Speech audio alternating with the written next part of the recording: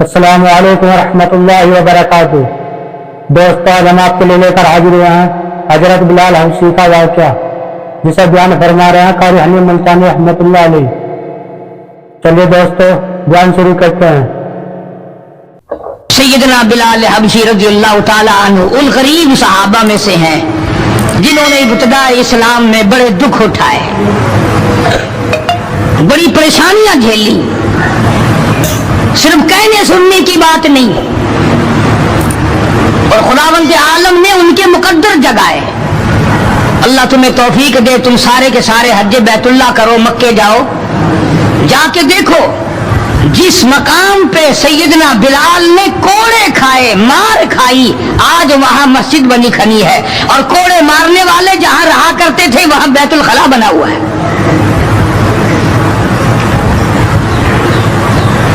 سرکار مدینہ صلی اللہ علیہ وسلم نے فیصلہ کر دیا، جو میرا ہے وہ میرے صحابہ سے پیار کرے گا، جس کو میری ساتھ دشمنی ہے وہ میرے صحابہ کا دشمن ہے۔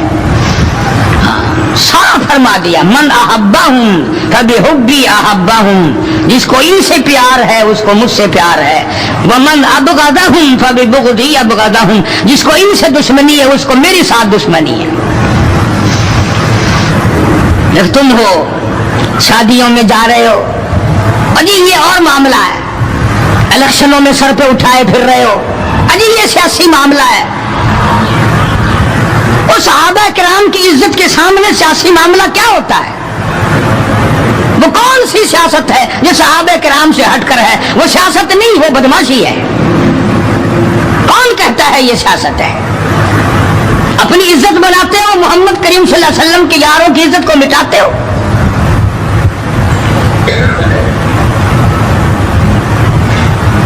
قربان جاؤں ان حضرات پہ، تم تو اب بھی نہیں سمجھ سکے ہوگے میں کن کی بات کر رہا ہوں۔ او حاجیوں، نمازیوں، تمہیں ساری زندگی میں آج تک خواب میں بھی مدنی کریم صلی اللہ علیہ وسلم کی زیارت نہیں ہوئی۔ بلال وہ تھا جس نے اپنی زندگی میں لاکھوں کروڑوں مرتبہ حضور کا دیدار کیا ہے۔ سرکار دو عالم صلی اللہ علیہ وسلم کے گھر کا ساز و سامان لاتا ہے، اور یہ مرتبہ یوں ہی نہیں ملا، ہاں مفت میں نہیں مل گیا، بڑی مصیبتیں اٹھائی ہیں، بڑی تکلیف جھیلی ہیں۔ امیہ ابن خلف مکے کا بہت بڑا بدماش قسم کا کافر غلام ہے۔ امیہ ابن خلف بہت بڑا سردار ہے مکے کا۔ حضرت بلال رضی اللہ تعالی عنہ اس کے غلام ہیں، زر خرید ہیں۔ امام الانبیاء محبوب کبریا حضرت محمد مصطفیٰ صلی اللہ تعالی علیہ وسلم کا دیوانہ پروانہ، جان نثار، جان پہ کھیلنے والا بلال، سرکار کے چہرے انور کا دیدار کیا تو کلمہ پڑھ بیٹھا۔ امیہ ابن خلف کو پتہ چلا، بلال کو مارنا شروع کیا، سارا دن مارتا ہے،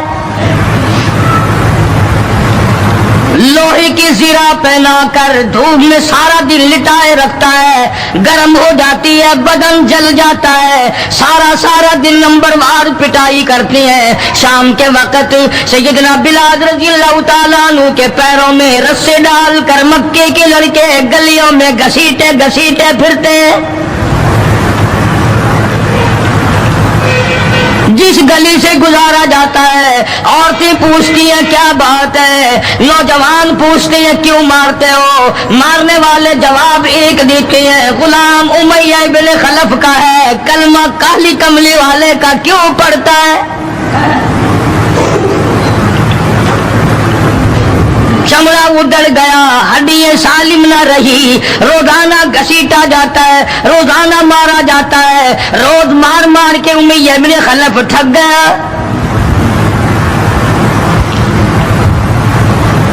خود بھی دوسرے لوگ بھی امداد کو آتے ہیں کافر کی۔ سیدنا بلال رضی اللہ تعالیٰ عنہ کے گلے پہ پاؤں رکھ کر پورا وزن ڈال دیتا ہے، سینے پہ پتھر کی چٹان رکھتا ہے، کمر کے نیچے دہکتے ہوئے بھڑکتے ہوئے کولے اور شعلے ہیں، آگ بجھ جاتی ہے مگر بلال غریب کو چھوڑا نہیں جاتا۔ آج کوئی مار کھائے گا عورتوں کے پیچھے, کوئی زمین کے پیچھے, کوئی دولت کے پیچھے, کوئی مکان کی وجہ سے, کوئی دکان کی وجہ سے, کوئی کرسی کی وجہ سے, کوئی شہنشاہیت کی وجہ سے, کوئی وزارت کی وجہ سے, کوئی سفارت کی وجہ سے بلال مار کھاتا ہے. قرآن کہتا ہے وَأُوذُوا فِي سَبِيلِي وَقَاتَلُوا وَقُتِلُوا لَأُكَفِّرَنَّ عَنْهُمْ. خدا کہتا ہے یہ وہ لوگ ہیں جنہوں نے مار کھائی میری راہ میں, میرے نام پہ مار کھائی, میری وجہ سے مار کھائی, زبان پر مصیبت آئی, جان پر مصیبت آئی, مالی تکلیف پہنچی, بھوک پیاس کی تکلیف اٹھائی. خدا فرماتے ہیں میرا بندہ تکلیف اٹھاتا ہے, میں سامنے کھڑا ہو کر دیکھتا ہوں وَأُوذُوا فِي سَبِيلِي, اور میرے بندے میں تجھے دیکھ رہا ہوں, میرے نام پہ تجھے مار پڑ رہی ہے.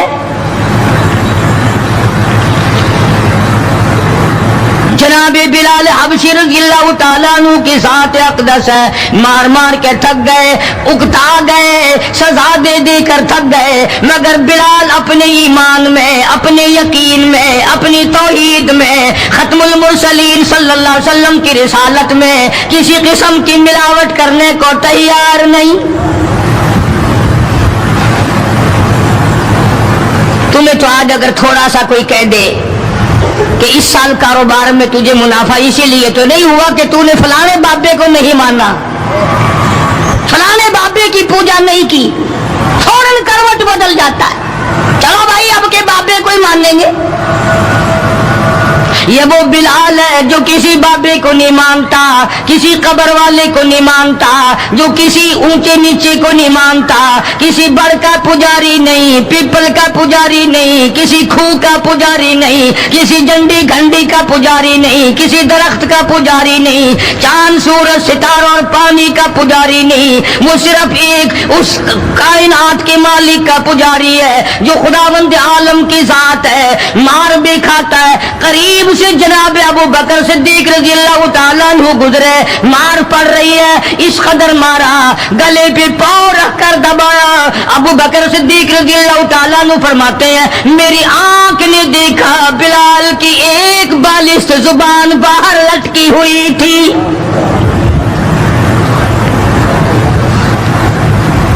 کمال ہے, اتنی تکلیف اٹھا رہا ہے. جب بھی ذرا سا پاؤں پرے کو ہٹایا, سانس آیا, فوراً آواز لگاتا ہے اللہ احد,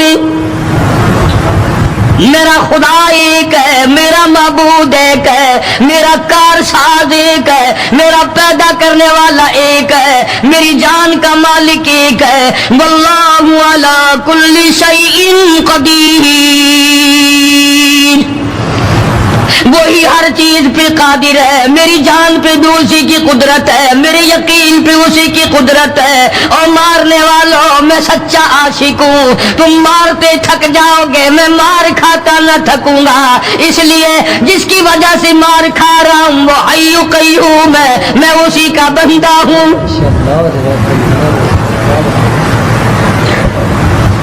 جناب ابو بکر صدیق رضی اللہ تعالیٰ عنہ نے گزرتے گزرتے کان میں بلال کے یوں کہہ دیا آہستہ اللہ کا نام لے لے, تجھے بڑی سخت مار پڑ رہی ہے, اللہ کا آہستہ نام لے لے.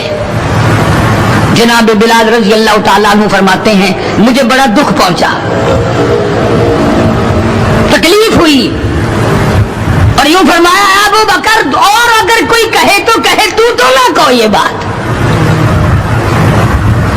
انہوں نے کہا میں تیری تکلیف دیکھ کے کہہ رہا ہوں, تجھے صدمہ بڑا پہنچ رہا ہے, تجھے تکلیف بڑی پہنچ رہی ہے. جناب بلال حبشی رضی اللہ تعالیٰ عنہ فرمانے لگے ابو بکر میں تجھے کیا بتاؤں, جب میری کمر کے نیچے کولے, میرے سینے پہ پتھر کی چٹان, اور میرے گلے پہ امیہ بن خلف کا پیر رکھا ہوا ہوتا ہے, اور وہ بدن پورا ڈالتا ہے, میری جان نکلنے کو ہوتی ہے, مجھے پروردگار کی طرف سے آواز آتی ہے او میرے بلال تیرا کیا حال ہے. جب وہ ذات سامنے آئے میں کیسے آہستہ کہوں, اور میرا حال پوچھنے والا خدا ہو، میں کیسے آہستہ اللہ کا نام لوں؟ بدنصیب قوم آج تو نہ آہستہ اللہ کا نام لیتے ہیں، نہ زور سے اللہ کا نام لیتے ہیں. چھوڑ ہی دیا، نماز چھوڑ دی، قرآن کی تلاوت چھوڑ دی، اللہ اللہ کرنا چھوڑ دیا، مسجد میں آنا ہی چھوڑ دیا. یہی وجہ ہے کہ آج کافروں کا ڈنڈا اور مسلمانوں کے سر ہیں، پٹ رہے ہیں ساری دنیا میں. کون ہے مارنے والا مسلمان کو اگر ہم مسلمان ہوں؟ جناب ابو بکر صدیق رضی اللہ تعالیٰ عنہ نے یہ بات سنی تو حیران ہو گئے. بڑا عجیب طریقے سے مصیبتیں اٹھائیں، بڑی بڑی تکلیفیں جھیلی، مار مار کے بلال حبشی کو تھک جاتا تھا. ایک دن سیدنا بلال رضی اللہ تعالیٰ عنہ کو اتنا مارا، حضرت بلال رضی اللہ تعالیٰ عنہ فرماتے ہیں مجھے یقین ہو چلا کہ آج میرا وقت آ گیا، آج میرا دم آخری ہے. اندازہ لگاؤ کمر کے نیچے دہکتے ہوئے کولے اور شولے، سینے پہ پتھر کی چٹان ہے اور کوڑے مار رہے ہیں اور گلے پہ پاؤں رکھ کر کے بدن ڈال رکھا ہے. تھوڑا سا سانس آیا، بلال نے اپنے پروردگار سے التجا کر دی، کہتا اے خدا خالق کون و مکان، اے خدا سر قلب سر جہاں، اور میرے مولا زبان نہیں ہل سکتی، کیسے تیرا نام ادا کروں؟ لب حرکت کرنے سے عاجز آ گئے، زبان باہر نکل گئی، میں کس طرح تیرا نام لوں؟ دل ہی دل میں تجھے پکارتا ہوں. کہتا او میری مولا مجھے مار کی پرواہ نہیں، مجھے تکلیف کی پرواہ نہیں، میرا حال یہ بنا ہوا ہے جو تیری مرضی ہو وہ کر میرا حال، عشق میں ثابت قدم ہوگا بلال. اور میرے مولا مجھے اوپر اپنے اتنا یقین آ گیا، اب مجھے اپنے اوپر بھروسہ اتنا ہو گیا، جو تکلیف آئے پرواہ نہیں، میں تیرا نام چھوڑنے کو تیار نہیں. چاروں طرف کافر بیٹھے ہیں، حضرت بلال رضی اللہ تعالیٰ عنہ کی رگ رگ میں کانٹے چبھو رہے ہیں، طرح طرح کی ایذائیں دے رہے ہیں. کہتا ہے ہر رگوں ریشوں میں کانٹے چبھ گئے، اور جس قدر ہو سکے ایذائیں دے مجھے، میں بے پرواہ ہوں اس بارے میں تکلیفوں سے تیرا نام چھوڑنے والا نہیں.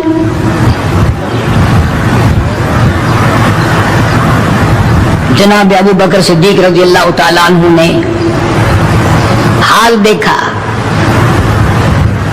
آج کا دولت مند رات دن سوچتا ہے دوسرا کارخانہ کس طرح سے لگاؤں، کاہے کا لگاؤں، کہاں لگاؤں، دوسری فیکٹری کہاں لگاؤں، دوسرا کاروبار کس طرح پہ بڑھاؤں. یہ مکے کا دولت مند تاجر ہے جس کا نام ابو بکر صدیق ہے رضی اللہ تعالیٰ عنہ. یہ مکے کی گلیوں میں اس نیت سے چکر لگاتا ہے کوئی مصیبت زدہ مسلمان ہوگا تو دولت خرچ کر کے اس کو آزاد کراؤں گا. امیہ ابن خلف سے صدیق اکبر نے پوچھا رضی اللہ تعالیٰ عنہ کہ یار تم مار مار تھک گیا، اسے بیچ لے. غلام تھے نا حضرت بلال، اسے بیچ لے. امیہ کہنے لگا کہ خرید لو بھائی. تو امیہ ابن خلف کافر نے بڑے پیسے مانگے. صدیق اکبر رضی اللہ تعالیٰ عنہ نے اسی وقت فرمایا کہ چل کے لے لو اپنے پیسے. امیہ جو مکے کا سردار تھا کہنے لگا ابو بکر میں تو تجھے بڑا عقل مند سردار اور ہوشیار اور تاجر سمجھتا تھا، آج پتہ چلا تجھے تو عقل ہی نہیں. جناب ابو بکر صدیق رضی اللہ تعالیٰ عنہ نے پوچھا کیوں؟ وہ کہنے لگا یہ تو میرے ناک پہ لڑا ہوا ہے، مار مار کے میں تھک گیا، دوسروں سے مروا کے میں تھک گیا. اندازہ لگاؤ اور اپنے ایمان کا بھی پتہ کرو، سارا مکہ مارنے والا اکیلا بلال مارے کھانے والا. کہنے لگا یہ تو میرا درد سر بنا ہوا ہے، اگر تو یوں ہی کہتا نا غلام مجھے دیتے میں تیرے متھے مار دیتا، تو نے اتنی بڑی رقم دے نہیں کر لی، یہ کوئی تیری عقل مندی ہے؟ کہاں یہ سر پھرا غلام جو کسی کام کا بھی نہیں رات دن مار کھاتا ہے اور اتنی بڑی رقم دینے کے لیے آپ آمادہ ہو گئے؟ جناب صدیق اکبر سبقت رضی اللہ تعالیٰ عنہ نے فرمایا امیہ میں بھی تجھے مکے کا سردار سمجھتا تھا، آج پتا چلا تو پرلے درجے کا گدھا ہے۔ انہوں نے کہا کیوں؟ کہ وہ اس لیے کہ ہو بلال اور قیمت یہ مانگی تو نے، بلال جیسی ذات ہو اور قیمت یہ مانگی، اگر آج پوری دنیا کی دولت تو مانگتا اور میرے پاس ہوتی میں اپنی جان دے کر کے بھی بلال کو خرید کے آزاد کرتا۔ چنانچہ خرید لیا، آزاد کر دیا، دربار رسالت میں پیش کر دیا۔ جناب حضرت محمد الرسول اللہ صلی اللہ تعالی علیہ وسلم کو پیار آیا۔ اندازہ لگاؤ بلال کے زخموں کو دیکھ کر آقا دو عالم صلی اللہ علیہ وسلم کو رونا آ گیا۔ اسلام کے لیے مار کھائی، ایمان کی وجہ سے مار کھائی، اپنے یقین کی وجہ سے مار کھائی، کوئی سیاسی غرض نہیں، کوئی دنیاوی غرض نہیں۔ جناب رسالت مآب صلی اللہ تعالی وسلم نے، اللہ پاک نے اس کا پھل یہ دیا بلال کو، اس کا معاوضہ یہ دیا کہ دربار رسالت میں مؤذن بن گئے۔ اذان دینے کی جو ڈیوٹی تھی، منصب تھا، وہ حضرت بلال کو ملا رضی اللہ تعالی۔ جناب مدنی کریم صلی اللہ تعالی علیہ وسلم کے گھر کے خرچے اخراجات سودا سلف لانے کی ڈیوٹی حضرت بلال رضی اللہ تعالی عنہ کے ذمے تھی۔ کوئی کسی محکمے کے صاحب کا سامان لائے گا، کوئی کسی محکمے کے صاحب کا سامان لائے گا، کوئی کسی تاجر کا سامان خرید کے لائے گا، کوئی کسی افسر کا سامان خرید کے لائے گا۔ بلال تیرے پیروں سے اڑی ہوئی خاک پہ قربان ہو جاؤں، تو شہنشاہ کائنات کے دروازے کا غلام ہے، تو حضور کریم صلی اللہ تعالی علیہ وسلم کا سامان لاتا ہے اور 5 وقت اذان کی ڈیوٹی ہے۔ آپ صلی اللہ علیہ وسلم کے لیے قرضہ بھی لے کے آتا تھا بلال یہودیوں سے۔ ایک دفعہ ایک قرضے والے نے جان کر کہ دوبارہ اسے پھنساؤ، غلام بناؤ، حضرت بلال رضی اللہ تعالیٰ عنہ اذان دینے کے لیے تیار کھڑے تھے، یہودی آیا اور آ کے کہنے لگا، یہ جو بدنصیب آدمی ہوتا ہے نا، جس کا ایمان نہیں ہوتا، وہ بے ادبی بڑی کرتا ہے۔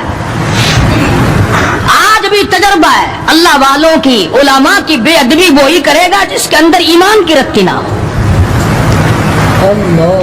بے ادبی کے الفاظ وہی بولے گا ایمان کی رتی نہ ہو۔ تو حضرت بلال کو آ کر کے آواز دینے لگا اور کہنے لگا، او کالے۔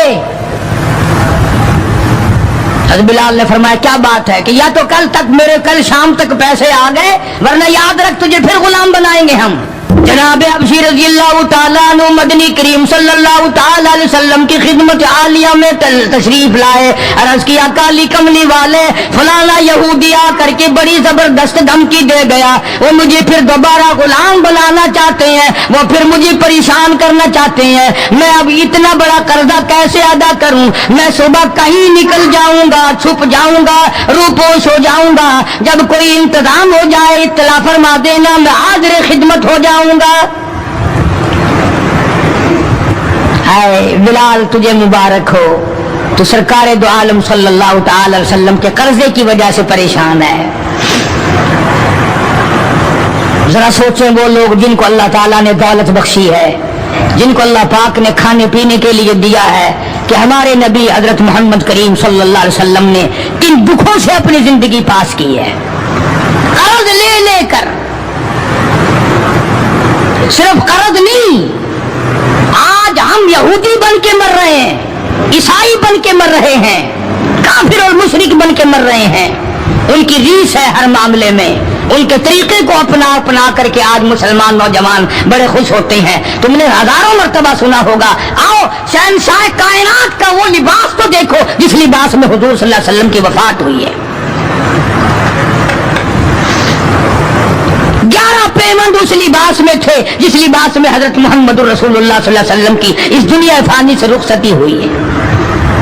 ये बटन नहीं लगाते हम लोग, बटन की जगह कांटे चुभे रहते थे, कांटे चुभो लिए जाते थे।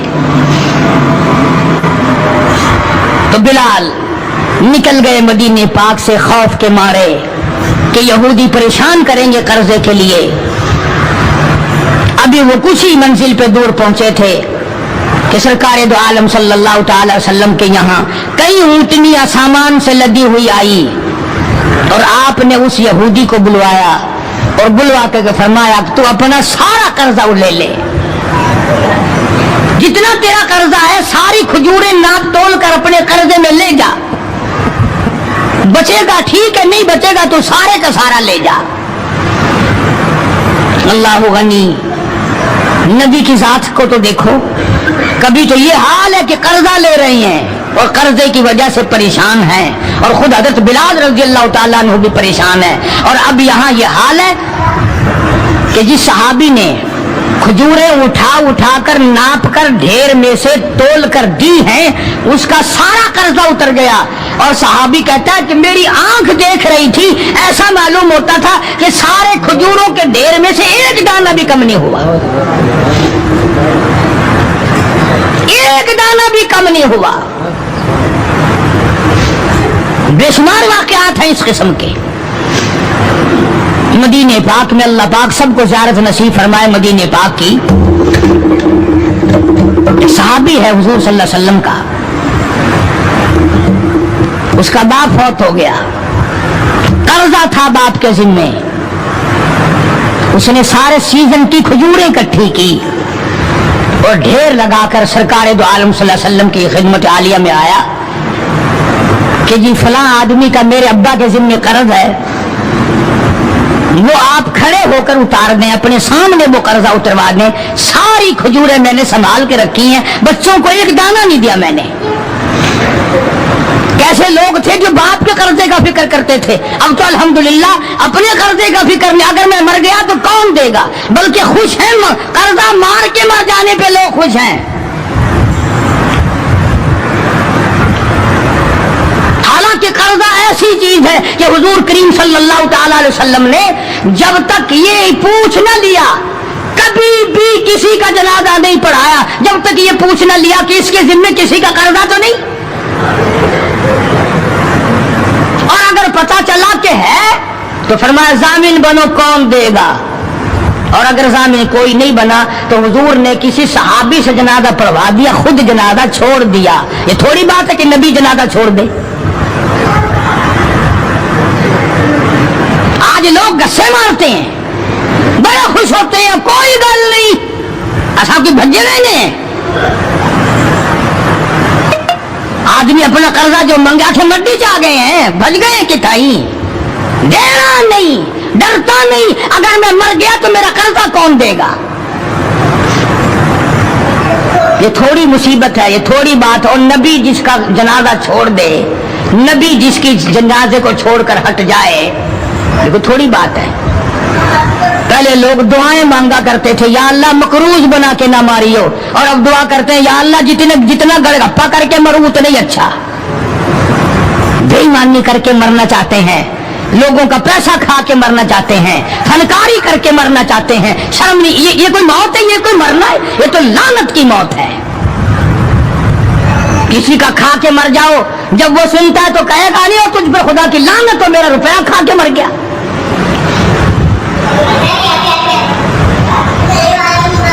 पहले जमाने में दस्तूर था, जनाजा पढ़ने से पहले मरने वाले का बेटा, भतीजा, भाई, वारिस खड़े होकर ऐलान किया करता था कि भाई जिसका लेना देना हो वो हमारे पास आए, देना होगा हम चुकाएंगे, जिसने देना हो वो हमें दे। ऐलान हुआ करते थे कि जो कर्जा मांगने वाला हो वो हमारे पास आए, हम कर्जा देंगे। अब कर्जे का ऐलान तो है नहीं, तो ये ऐलान होता है कि फलां तारीख को आना, तुम्हें छोले डालकर चावल खिलाएंगे, कुलखानी होगी। कर्जा कौन उतारे। और अगर कोई आ भी जाए मांगने तुसा जानो जानो, ऐसा कोई जामिन लगे, ऐसा कोई ठेका चाहे। ہم نے کوئی ضمانت اٹھائی ہے تمہاری؟ مدینے کا صحابی حضور کریم صلی اللہ تعالی علیہ وسلم کی خدمت عالیہ میں آیا، میرے ابا کے ذمہ قرض ہے، میری غیرت گوارا نہیں کرتی، میری طبیعت گوارا نہیں کرتی، میرا مزاج گوارا نہیں کرتا، میں بیٹا دنیا میں موجود ہوں، میرا ابا قبر میں مقروض پڑا ہو۔ مدنی کریم صلی اللہ تعالی علیہ وسلم نے فرمایا ساری کھجوریں اکٹھی کر لی، گھر میں کتنی رکھی ہے؟ بچوں کے لیے کتنا رکھا کھانے کے لیے؟ انہوں نے کہا گھر میں، کہ جی ہاں، کہ اللہ اور اس کے رسول کا نام رکھا ہوا ہے، ساری کھجوریں میں نے یہاں اکٹھی کر رکھی ہیں۔ آخرت کا فکر ان لوگوں کو تھا۔ سرکار مدینہ صلی اللہ تعالی علیہ وسلم نے فرمایا اسے بلا قرض لینے والے کو میں تیری سفارش کر کے آدھا ہی سال لے لے گا، آدھا اگلے سال لے لے گا، آدھی کھجوریں بچوں کے لیے رکھ لے۔ صحابی رونے لگا، کہنے لگا میں ایسی کھجوریں اپنے بچوں کو کھلانے کو تیار نہیں، ہم بیٹھ کے کھجوریں کھائیں، میرا ابا قبر میں مقروض پڑا ہو۔ ایسی کھجوریں کھانے کو تیار نہیں۔ عرض کر دیا حضور کریم صلی اللہ علیہ وسلم کی خدمت عالیہ میں کہ ایک دانہ میں گھر لے جانے کو تیار نہیں، قرضہ اتاریے۔ بس حضور صلی اللہ علیہ وسلم نے دعا فرما دی اور آپ نے اپنے سامنے کھجوروں کا ناپنا شروع کیا۔ اس قرض لینے والے کا سارا قرضہ اتر گیا۔ صحابی کہتا ہے میری آنکھیں دیکھ رہی تھی اور مجھے یہ تسلی ہو رہی تھی کہ پورے ڈھیر میں سے ایک دانہ بھی کم نہیں ہوا، سارا قرضہ چک گیا، سارا قرضہ اتر گیا، مگر ایک دانہ کم نہ ہوا۔ جس وقت مدنی کریم صلی اللہ تعالی علیہ وسلم کے ذمے جو قرضہ تھا بلال کے ہاتھ کا لیا ہوا، وہ سارا قرضہ اتر گیا۔ رحمت کائنات صلی اللہ علیہ وسلم نے حضرت بلال کو پھر بلوا لیا، فرمایا بے شک بے پرواہ ہو جا، اللہ نے سارا قرضہ تیرے میرے سر سے اتار دیا۔ بھوک کی مصیبت بھی دیکھی، پیاس کی مصیبت بھی دیکھی، اور اتنا زبردست عشق تھا کہ جب مدینے پاک میں اذان دیتا تھا تو جب اشہد ان محمد رسول اللہ کہتا تو حضور کریم صلی اللہ علیہ وسلم کی طرف اشارہ کرتا تھا کہ میں ان کی رسالت کی گواہی دے رہا۔ سبحان اللہ، ماشاءاللہ۔ مدنی کریم صلی اللہ تعالی علیہ وسلم کی جب وفات شریف ہوئی، بلال ان نوجوانوں میں تھا جو ٹکرے مار رہے تھے، بے ہوش پڑے تھے۔ کہاں جاؤں، کسے دیکھ کے اپنا گزارا کروں، کس کا دیدار کروں، کس کو اپنا آقا مولا بناؤں، کون میرے سینے پہ ہاتھ رکھ کے پوچھے گا بلال تیرا کیا حال ہے، کون پوچھے گا مجھ سے؟ اور حضور صلی اللہ علیہ وسلم کی وفات شریف کے بعد جب مسند کو خالی دیکھتا اور جب اذان دیتا اشارہ کرتا، حضور نظر نہ آتے، بے ہوش ہو کر گر پڑتا تھا۔ انہیں محبت تھی، انہیں لگن تھی، انہیں سوز و گداز تھا، انہیں عشق تھا، ان کے دلوں میں اللہ تبارک و تعالیٰ نے جناب رسول اکرم صلی اللہ علیہ وسلم کی محبت کی مہر لگا رکھی تھی۔ آج ہمارے دلوں پہ مہر مال کی ہے، دولت کی ہے، پیسوں کی ہے، دنیا کی ہے، کرسی کی ہے، اقتدار کی ہے، سرکار کی محبت کی مہر نہیں ہے۔ اگر وہ ہوتی تو آج ہمارا خدا جانے کیا حال بنتا۔ اس لیے قرآن کریم نے ان لوگوں کی تعریف کی، فرمایا الذین آمنوا وہاجروا وجاہدوا فی سبیل اللہ، بے شک وہ لوگ جنہوں نے اللہ کے نام پہ ہجرت کی، اللہ کے نام پر ایمان لائے، اسی کے نام پہ ہجرت کی اور جہاد کیا میری راہ میں، بِأَمْوَالِهِمْ وَأَنفُسِهِمْ، مالی قربانی کی، جان کی قربانی دی۔ اللہ کہتا ہے اولئک اعظم درجۃ عند اللہ، یہی ہے وہ لوگ جن کے بہت بڑے درجے بلند ہیں میرے یہاں، میں خدا کے نزدیک ان کے درجے بڑے ہیں، میں خدا کے نزدیک ان کے مقام بڑے اونچے ہیں، میں پروردگار عالم کے نزدیک ان لوگوں کے مقامات بڑے اونچے ہیں، اور خدا جن کو اونچا کہے وہ کتنے اونچے ہوں گے۔ اور دونوں شہادتیں اللہ پاک کی قرآن میں ہیں حضرات صحابہ کرام کے بارے میں۔ تمہارا اس طرف دھیان نہیں، تمہیں تو صرف تھوڑی سی کوئی انگلی لگا دے، دیکھو جی فلانے نے فلانے کا حق مار لیا تھا، دیکھو نا جی برا ہوا نا جی، اوہو تم بھی فیصلہ کر جج بن جاتے ہو، تم بھی فیصلہ کرنے والے بن جاتے ہو۔ ٹھیک ہے یار، صحابہ کے درجے تو بڑے ہیں، مگر یہ بات تو نہیں چاہیے تھی انہیں۔ تجھے کیا پتا ہے؟ تجھے اپنے ایمان کا تو پتہ نہیں، تو صحابہ کرام کے ایمان کا پتہ کرتا ہے۔ ساری عمر گو کھاتے گزر گئی، حرام کا پیشاب پیتے گزر گئی، ہم صحابہ کرام کے فیصلے کریں گے؟ اور فیصلہ کرنے والے ہم، اور فیصلہ نبی کے یاروں کا، نبی کے دیوانوں کا، نبی کے پروانوں کا۔ خدا گواہ ہے، خدا کہتا ہے بِأَمْوَالِهِمْ وَأَنفُسِهِمْ کہ ان لوگوں نے مال بھی قربان کیا، جان بھی میرے اوپر قربان کر دی۔ خدا گواہ ہے، رسول گواہ ہے، قرآن گواہ ہے۔ تم صحابہ کرام میں 1 کروڑ عیب نکالو، کوئی صحابہ کے درجے کو نقصان نہیں پہنچا سکتا۔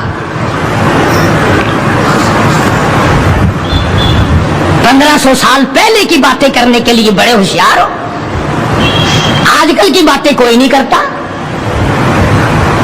کیسے کریں؟ انشاءاللہ شام جیل میں ہوگی۔ آج کل کی باتیں کرو نا، کس محکمے میں کیا ہو رہا ہے، کس جگہ کیا ہو رہا ہے، کیا کر رہے ہیں وزراء، کیا کر رہے ہیں سفراء، کیا کر رہے ہیں بڑے بڑے افسر، ان کی بات نہیں کرتے، رسالے چھاپے پھرتے ہیں صحابہ کرام کے نام پر۔ میں تمہیں ایک بات کہتا ہوں، آج بڑا بد نصیب ہے وہ آدمی، اور بڑا بدبخت ہے وہ آدمی، اور میں تو آگے بڑھ کر کہوں گا بڑا لعنتی ہے وہ آدمی جو محمد صلی اللہ علیہ وسلم کے یاروں کا شکوہ کرے، گلہ کرے حضور کے یاروں کا، ان یاروں کا جو حضور کے آڑے وقت میں کام آئے، جنہوں نے حضور صلی اللہ علیہ وسلم کے ساتھ ہو کر اپنے پیٹ پہ پتھر باندھے اور فاقے کاٹے، مصائب جھیلے، پیاسے مرے، بھوکے رہے، ان کا گلہ کرتے ہو۔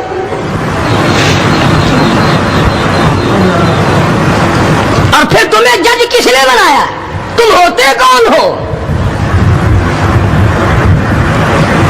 تم کون ہو محمد صلی اللہ علیہ وسلم کے یاروں کا فیصلہ کرنے والے؟ وہ خدا کے بندے تھے، خدا ان کا گواہ ہے، نبی ان کے گواہ ہیں، قرآن ان کی تعریف کرتا ہے۔ فرمایا ان الذین آمنوا وہاجروا وجاہدوا فی سبیل اللہ، ایمان لائے، ہجرت کی، جہاد کیا نہ، بدر میں تو وہ لڑے، احد میں انہوں نے قربانیاں دی، حنین میں وہ لڑے، خندق میں وہ لڑے، تبوک میں انہوں نے قربانیاں دی، یرموک میں انہوں نے قربانیاں دی۔ ایک ایک صحابی ایسا ہے، حضرت خالد بن ولید رضی اللہ تعالیٰ عنہ نے 125 جنگ لڑے ہیں،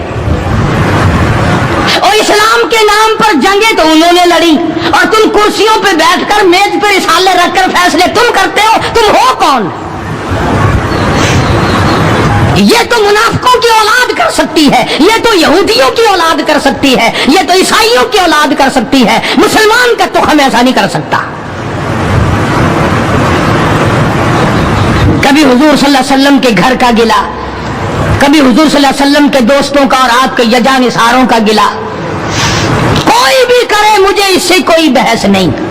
بہرحال ہم ان کو اپنا نہیں جانتے، اور جو نبی کے یاروں کے نہیں وہ ہمارے نہیں، وہ ملک کے نہیں، وہ قوم کے وفادار نہیں ہو سکتے، وہ ملت کے وفادار، اور جو نبی کے دروازے کا وفادار نہیں وہ تیرا وفادار کب ہوگا؟ یہاں تو غلامی کرنے والوں نے سب کچھ کمایا ہے، سب کچھ کمایا غلامی کرنے والوں نے۔ اللہ غنی، ان کی پیٹھ گواہ ہے کہ انہوں نے اسلام کے لیے کیا کیا، ان کے کمر پہ کوڑوں کے نشانات گواہ ہیں کہ انہوں نے اسلام اور ایمان کے لیے کیا کیا۔ سیدنا بلال سب کا رضی اللہ تعالیٰ وفات شریف کے بعد مدینے میں رہ نہ سکے، منبر خالی میرے سے دیکھا نہیں جاتا، دمشق چلے گئے، वहां जाकर अपने अल्लाह अल्लाह की। एक दिन ख्वाब में हुजूर करीम सल्लल्लाहु अलैहि वसल्लम की ज़ियारत हुई। आपने फरमाया मा जफानी या बिलाल, और बिलाल ये क्या गजब कर रहे हो, मदीने से दूर चले गए, मिलने भी नहीं आते। अंदाजा लगा उसका दर्जा कितना बुलंद होगा, उसके दिल में नबी का इश्क कितना होगा, उसके दिल में नबी की मोहब्बत कितनी होगी, जिसको काली कमली वाले फरमाए तो मुझे मिलने क्यों नहीं आता। मा जफानी या बिलाल, ओ बिलाल ये क्या जुल्म कर बैठे, इतने दूर चले गए, मिलने भी क्यों नहीं आते। बिलाल उसी वक्त उठा, सवारी ली, तेज रफ्तार सवारी पे सवार होकर मदीने पाक पहुंचा। सैयदना बिलाल को देखकर मदीने में कोहराम मच गया। नबी का मुअज्जिन आ गया, काली कमली वाले के दरबार का गुलाम आ गया। सारे लोग चारों तरफ जमा हो गए। हसनैन करीमैन रज़ी अल्लाह तआला अन्हुमा को जाके मिले, बुला के लाए। फातिमा ज़हरा के लख्ते जिगर बेटो, अली मुर्तजा के शेर जवानों, तुम्हारी बात नहीं मोड़ेंगे, जरा अजान की फरमाइश करो, अजान तो दे दे, नबी के जमाने की बिलाल आए हुए हैं। जनाबी बिलाल अबशी रज़ियल्लाहु ताला अन्हु ने मदीने की मस्जिद में, मस्जिद नबवी में खड़े होकर जब अजान शुरू की, मदीने में कोहराम बिछ गया। औरत मर्द बाहर निकल आए, चलो नबी के अजान जमाने की अजान आई है, चलो शायद दीदार हो जाए। नबी के जमाने की अजान आई है, तुम भी चल करके दीदार करो, ज़ियारत करो। कोहराम मच गया मदीने में। बिलाल एक दो रोज क़याम करने के बाद फिर वापस चले गए। दमिश्क में विसाल हुआ। उन जवानों में मकाम है सहाबा किराम में से हजरत बिलाल रज़ी अल्लाह तआला अन्हु का, जिन्होंने महज अपने ईमान और कलमा तय्यबा ला इलाहा इल्लल्लाह मुहम्मदुर रसूलुल्लाह सल्लल्लाहु अलैहि वसल्लम की वजह से मार खाई। उन्होंने चोरी करके मार नहीं खाई, डाका मार के मार नहीं खाई, कत्ल करके मार नहीं खाई, किसी खूबसूरत लड़की के पीछे मार नहीं खाई, दुकान मकान के पीछे मार नहीं खाई, बल्कि खुदा कहता है वऊदू फी सबीली, और ये वो लोग हैं जिन्होंने मेरे नाम पे मार खाई है, जिन्होंने मेरी वजह से मार खाई है। अर्ज करने का मकसद ये, लोगों के कहने में मत आया करो। ये जो फिरते हैं ना किताबें लिए हुए, इस किताब में ये लिखा है, इस किताब में उसको कह दिया करो कि इनको आग लगा दो, किताब उन किताबों को आग लगा दो जिन किताबों में नबी के दीवानों का गिला हो, शिकवा हो, दुश्मनी हो। ये देखो कुरान सारा गवाह। न तुम्हारे ला कॉलेज के शागिर्द पास हैं और नबी के शागिर्द फेल हैं। तुम्हारी यूनिवर्सिटियों के स्टूडेंट पास हैं और मदीना यूनिवर्सिटी के शागिर्द फेल हैं। अकल है खोपड़ी में। और आज के प्रोफेसरों के शागिर्द पास और इमामुल अंबिया के शागिर्द फेल। रूस और अमेरिका के मानने वाले, अपने इज्म पर जान देने वाले लोग पक्के और नबी के दीवाने कच्चे, तुम्हें बताया किसने है? ये वो लोग हैं जिन्होंने 23 बरस तक हुजूर सल्लल्लाहु अलैहि वसल्लम के पीछे नमाजें पढ़ी। खुदा की कसम, जब तुम बीमार पड़ोगे ज्यादा से ज्यादा बेटी पूछने आएगी। ये वो लोग थे जब बीमार पड़ते थे पूछने के लिए इमामुल अंबिया तशरीफ लाते थे। इनके दुख दर्द में शरीक थे हुजूर। हाँ, ग़ज़वा खंदक के मौके पर खंदक खोदते खोदते के बहुत बड़ा पत्थर निकल आया जो सहाबे किराम से टूटता ना था। हुजूर को आके अर्ज किया सल्लल्लाहु अलैहि वसल्लम, या रसूलल्लाह वो पत्थर नहीं टूटता। आपने ये नहीं फरमाया मैं दुआ करूंगा, फरमाया लाओ मुझे कुदाल दो। मारा है नबूवत के हाथों ने पत्थर के टुकड़े टुकड़े कर दिए। और उसके बाद हजारों सहाबा किराम गवाह हैं कि सहाबा मिट्टी पत्थर खोदते थे, टोकरी में भरते थे और रहमत कायनात सल्लल्लाहु अलैहि वसल्लम अपने सर मुबारक पे उठा उठा कर ले जाते थे। और जिन्होंने मिलकर खाने खाए हों, जिन्होंने मिलकर अल्लाह के दीन के झंडा बुलंद करने के लिए मार खाई हो, उनसे अच्छा कौन हो सकता है, उनसे बड़ा कौन हो सकता है।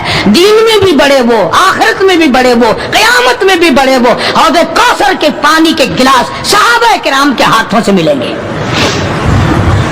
इसलिए मैंने एक जवान सहाबी का जिक्र कर दिया ताकि हमारे दिलों में उन हजरात की मोहब्बत हो और उन हजरात से अकीदत हो। हम कितने बदनसीब हैं।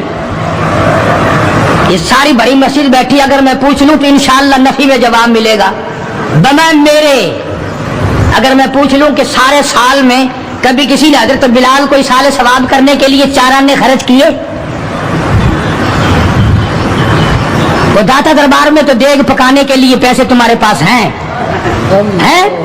चूड़े चमारों को खिलाने के लिए तुम्हारे पास हैं, बेनमाजों को राजी करने के लिए तुम्हारे पास पैसे हैं, डॉक्टरों को और अफसरों को घी के पीपे देने के लिए तुम्हारे पास पैसे हैं।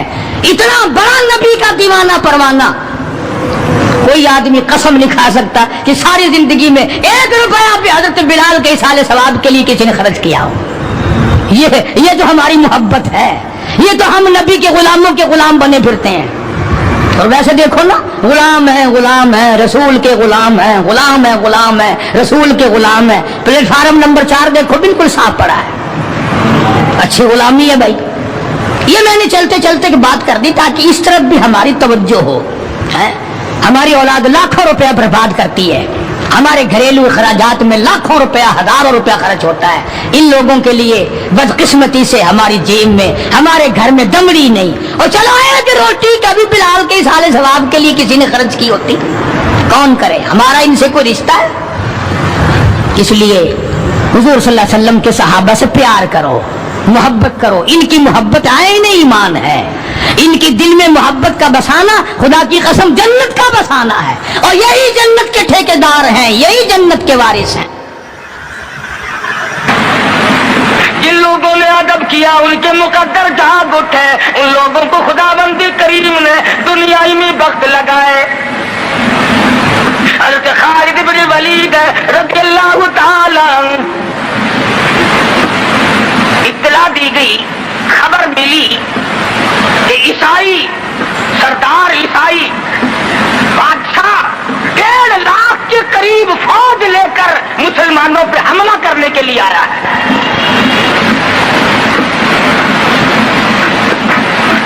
हज़रत खालिद इब्न वलीद रज़ियल्लाहु ताला अन्हु को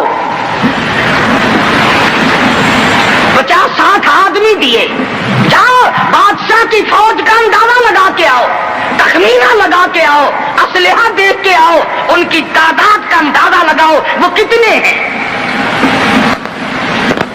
हज़रत खालिद इब्न वलीद रज़ियल्लाहु ताला चंद सहाबा किराम को साथ लेकर के पहुंचे। ईसाई बादशाह को पता चला, उसने हज़रत खालिद इब्न वलीद रज़ियल्लाहु ताला अन्हु को बुलाया और कहने लगा कि देखो जंग अच्छी चीज नहीं है, हमसे सुलह कर लो, हमसे सुलह कर लो। हज़रत खालिद फरमाने लगे, सुलह में देर क्या है, कौल ला इलाहा इल्लल्लाह मुहम्मदुर रसूलुल्लाह सल्लल्लाहु अलैहि वसल्लम, कलमा पढ़, मुसलमान बन जा, मेरा भाई बन जा, जन्नत का हकदार बन जा, मेरे नबी का गुलाम बन जा, अल्लाह की तौहीद का मानने वाला बन जा, अभी तमाम बातों में सुलह हो जाएगी। वो कहने लगा, बड़ा जल्दी कलमा पड़ा है, जैसे मैं अकेला बैठा हूं, तूने मेरी फौज देखी है? 1-2 लाख फौज लेके आया हूं, खा जाएगी मेरी फौज तुम्हें। कलमे पढ़ा रहा है।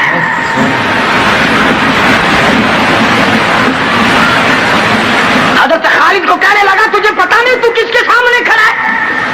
फरमाया, हाँ, एक ईसाई काफिर के सामने खड़ा हूं। वो कहने लगा, है कोई जल्लाद? फौरन तलवार लेकर हाजिर हो गए, कहा इस गुस्ताख की गर्दन काट मारो। हज़रत खालिद के साथ 2 आदमी और थे।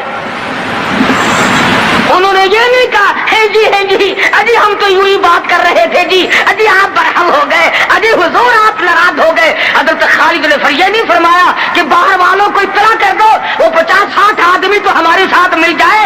2 साथियों को फरमाया, अब एक दूसरे की तरफ मत देखना, तलवार निकाल लो, इंशाअल्लाह हौज़े कौसर पे मुलाकात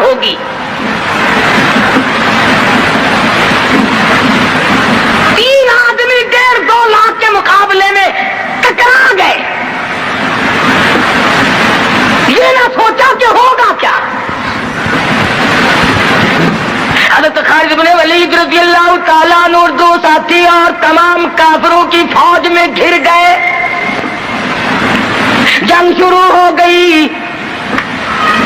ابو عبیدہ بن جراح رضی اللہ تعالیٰ عنہ کے خام میں مدنی کریم صلی اللہ علیہ وسلم تشریف لائے. فرمایا ابو عبیدہ تو سویا ہوا ہے, میرا خالد گھیرے میں آ گیا. گھبرا کے اٹھے, شور مچایا, لوگوں جلدی کرو جلدی کرو, پہنچو خالد گھیرے میں ہے. حضرت خالد کی بیوی ام تمیم سنتی ہے, کہنے لگی نہیں نہیں, مجھے یقین نہیں آتا, میرا خالد گھیرے میں آنے والا نہیں, آ ہی نہیں سکتا. گھر میں کھڑی ہو کر چاروں طرف نظر مارتی ہے, دیکھتی کیا ہے, وہ ٹوپی جس میں امام الانبیاء محبوب کبریا حضرت محمد مصطفیٰ صلی اللہ تعالی علیہ وسلم کے منہ مبارک رکھے ہوئے تھے, وہ بھول آئے. ام تمیم کہتی ہے خالد تو ضرور گھیرے میں آ گیا, تیری ٹوپی یہاں رہ گئی.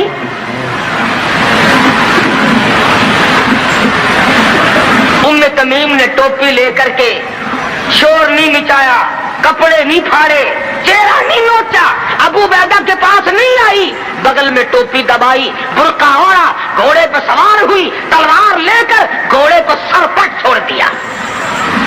صحابہ دیکھ رہے تھے, ارے یہ کون ہے, یہ کوئی جاسوس معلوم ہوتا ہے, اسے پکڑو پکڑو پکڑو. صحابہ نے گھوڑے دوڑائے, گھیرے میں لے لیا, پوچھا برقع پوچھ تو کون ہے. کہنے لگی نہ چھیڑو, خالد کی بیوی ام تمیم ہوں. تو کہاں چلی ہے؟ کہنے لگی میرا خالد گھیرے میں آ گیا, ٹوپی گھر پہ بھول گیا, وہ پہنچانے چلی ہوں, ہمیں دے دے ہم پہنچا دیں گے, تو عورت ساتھ ہے. کہنے لگی خالد کی جو قدر میں جانوں تم نہیں جانتے, جان کے دوں گی مگر ٹوپی کسی کو نہ دوں گی.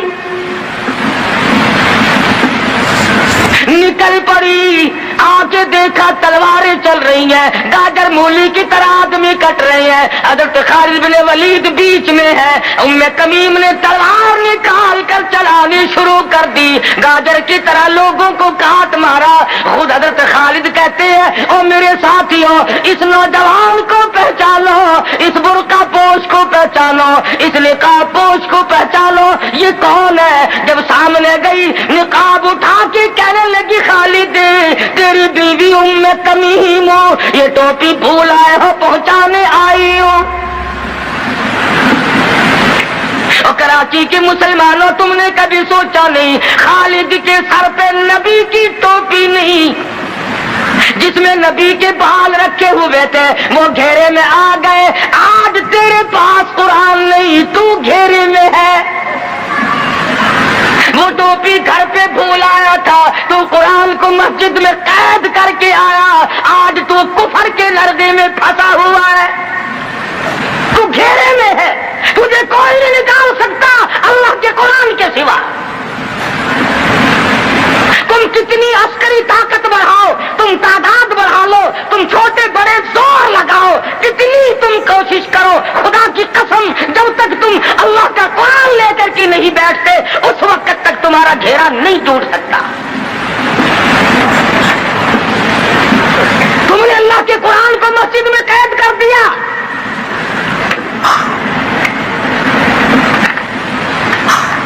نہ اس کو عوام صدر میں جگہ دی, نہ مارکیٹ میں جگہ دی, نہ محلے میں جگہ دی, نہ برادری میں جگہ دی, نہ خاندان میں کوئی جگہ دی. تمام کو اکٹھا کر لو گے, اللہ کے قرآن کو پوچھنے والا کوئی نہیں. کون پوچھے؟ حضرت خالد تو صرف ٹوپی بھول کر آئے تھے, ہم نے قرآن ہی بھلا دیا, نبی کی سیرت کا آئینہ بھلا دیا. خدا کی قسم نبی نے امانت تمہارے سپرد کی ہے, میدان حشر برپا ہوگا اور اللہ کا پیغمبر کھڑا ہو کر تم سے مطالبہ کرے گا, لاؤ میری امانت کہاں ہے. کچھ لوگ کہیں گے اور جی ہم تو عشق کی وجہ سے ایسا کر بیٹھتے ہیں, محبت میں ہمیں پتہ ہی نہیں چلا قرآن کہاں رہ گیا. محبت میں ہمیں پتہ ہی نہیں چلا قرآن رہ کہاں گیا. اور تجھے کیسی محبت ہے, تجھے کیسا عشق ہے کہ تجھے آج تک پتہ نہیں چلا. عشق تو صحابہ کرام کو تھا. مدینہ منورہ ہے, اللہ پاک ہر مسلمان کو مدینہ پاک کی زیارت نصیب فرمائے. خدا کی قسم, مدینے کی ہوا میں جو خوشبو ہے تمہاری, وہ کستوری میں نہیں ہو سکتی, وہ مشک میں نہیں ہو سکتی, وہ عنبر میں نہیں ہو سکتی, وہ زعفران میں نہیں ہو سکتی. ارے مدینے کی ہوا میں جو خوشبو ہے, جو گنبد خضرا سے ٹکرا کر آتی ہے, اس ہوا میں خوشبو بھی نرالی ہے. صحابہ کہتے ہیں کہ جب ہم نبی صلی اللہ علیہ وسلم کو تلاش کرنے کے لیے نکلتے تو کسی سے پوچھتے نہیں پھرتے تھے, بلکہ مدینے کی ہوا بتاتی تھی ادھر آؤ, ادھر آؤ. حضور ادھر تشریف لے گئے. مدینہ منورہ میں ایک جنگ کی تیاری فرمائی. صحابہ کرام کا لشکر تیار فرمایا. حضور اکرم صلی اللہ علیہ وسلم نے, جمعے کا دن ہے, صبح کا وقت ہے, لشکر کو ساتھ لے کر کے تشریف لے گئے. 2-3 میل تک رخصت فرمانے کے لیے گئے. دعا کر کے واپس آ گئے, اللہ تمہیں کامیاب فرمائے. صحابی ہے حضور اکرم, سب کہہ دو صلی اللہ علیہ وسلم کا. آؤ عشق کی بات تمہیں بتاؤں.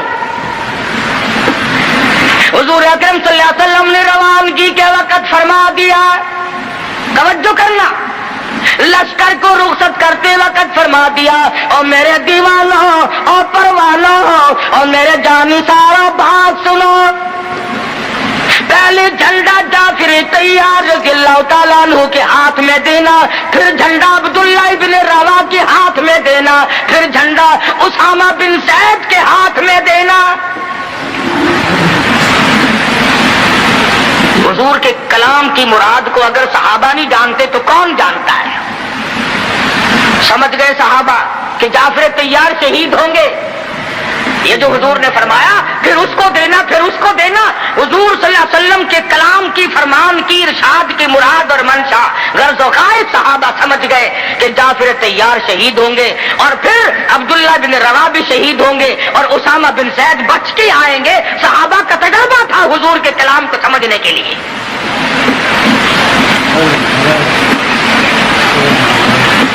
عبداللہ ابن روا رضی اللہ تعالیٰ عنہ نے سوچا کہ تسلی تو میری ہو گئی کہ میں شہید ہوں گا, اس جنگ میں واپس نہیں آؤں گا, مگر چلو جمعے کا دن ہے, سواری میری بڑی تیز ہے, میں آخری جمعہ سرکار دو عالم صلی اللہ علیہ وسلم کے پیچھے کیوں نہ پڑھوں, اور جمعہ پڑھ کے جاؤں گا, ایک مرتبہ اور اپنے آقا کا دیدار کروں گا. واپس مدینے میں آئے, گھر نہ گئے, بیوی بچوں میں نہ گئے, باغ و بہار میں نہ گئے, فصل باڑی میں نہیں گئے, لوگوں میں نہیں گئے, سیدھے مسجد نبی میں تشریف لائے. جمعے کی نماز کے بعد مدنی کریم صلی اللہ علیہ وسلم سے سلام کیا. حضور نے فرمایا عبداللہ, میں نے تو تجھے صبح رخصت کیا تھا لشکر کے ساتھ, تجھے صبح روانہ کر دیا تھا, تو چلا گیا تھا فوج کے ساتھ. عرض کیا یا رسول اللہ, میرے ماں باپ قربان ہو جائیں, آپ کے فرمان سے میں نے یہ اندازہ لگایا کہ میں شہید ہو جاؤں گا, میرا یہ آخری جنگ ہے, یہ آخری جہاد ہے. میرے دل میں ایک بات آئی, آج جمعے کا دن ہے, اپنے آقا کے پیچھے جمعہ بھی پڑھوں, آخری جمعہ پڑھوں اور آخری دیدار کر کے جاؤں. اب تھوڑے سے مجھے آپ بول کے بتائیں, عبداللہ ابن رواح کا یہ عشق ہے کہ نہیں؟ کوئی ڈر کی بات نہیں, کوئی خوف کی بات نہیں, بیوی بچوں کی محبت نے نہیں کھینچا, باغوں کو دیکھنے نہیں گیا, بچوں سے ملاقات کے لیے نہیں گیا. ارے حضور کا عشق ہے, کہتا آخری جمعہ, آخری دیدار, آخری ملاقات. اور عرض کیا میرے آقا, میں اپنے ساتھیوں کو جا ملوں گا, میری سواری بڑی تیز ہے.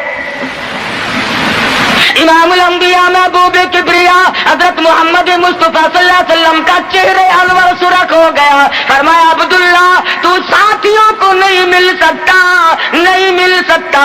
جب تیرے ساتھی جنت میں جائیں گے 500 سال بعد میں بہشت میں جا سکے گا.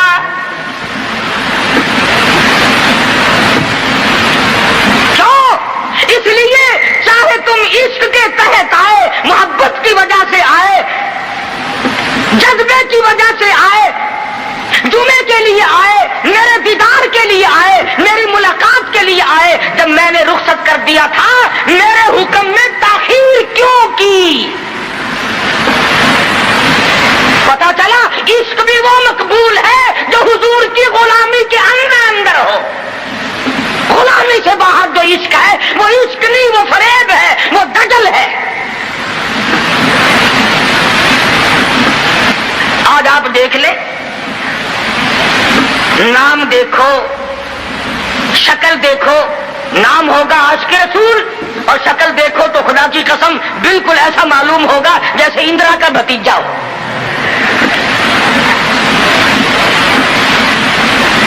پہچان نہیں سکے گا آدمی. کیا کر سکتا ہے آدمی شکل میں؟ صورت نہیں, سیرت نہیں, لباس نہیں, اخلاق نہیں, کردار نہیں, تمام چیزوں کا تختہ نکال کے رکھ دیا ہے. اور آج قوم اسی وجہ سے مصیبتوں سے دوچار ہے. وہ نرغے میں پھنسی ہوئی ہے, وہ نکل نہیں سکتی, وہ سہارا ڈھونڈ رہی ہے مادی قوت کا. حضور ناراض ہو گئے صلی اللہ علیہ وسلم. صحابی کہتے ہیں میں چاہتا تھا زمین پھٹ جائے, مجھے لقمہ بنا کر نکل جائے. اللہ اللہ. صحابی کہتا ہے مجھے زندگی تلخ لگنے لگی, ہائے میرے آقا مجھ سے ناراض کیوں ہو گئے. عبداللہ بن روا تشریف لے گئے, کہ پھر بھی نہیں گئے, بال بچوں میں پھر بھی نہ گئے, اور جا کر کے جہاد میں شریک ہو گئے. 3 دن گزر گئے, کوئی چیز حلق میں نہ گئی, کمر سیدھی نہیں ہو سکتی تھی, جنگ سخت تھا, لڑائی شدید تھی, تلواریں چل رہی تھی. عبداللہ بن روا فرماتے ہیں مجھے بھوک لگی, سیدھا کھڑا نہیں ہو سکتا تھا. مجھے یاد آیا میرے تھیلے میں گوشت کے خشک ٹکڑے موجود ہیں, میں ان کو منہ میں لے کر ذرا چوسنے لگا. مجھے مدینے کا باغ یاد آیا, مجھے بیوی یاد آئی, مجھے اولاد یاد آئی. نبی کے دیوانے کا طرز زندگی دیکھ. صحابی کہتا ہے میں نے انگلی حلق میں ڈال کر وہ بوٹی باہر نکال دی. کہا اچھا میں تجھے کچھ کھانے کے لیے دینے لگا ہوں تو یہاں بیٹھ کر گھر یاد آیا. کھڑے ہو گئے اور فرمانے لگے اور میری بیوی اور تمہیں طلاق ہو. دوستو آج کا بیان پسند آیا تو لائک کریں, ویڈیو کو شیئر کریں, اور جو ہمارے چینل پر پہلی بار آئے ہیں وہ چینل سبسکرائب کریں. کل پھر ملتے ہیں اور بیان کے ساتھ. کل تک کے لیے اللہ حافظ.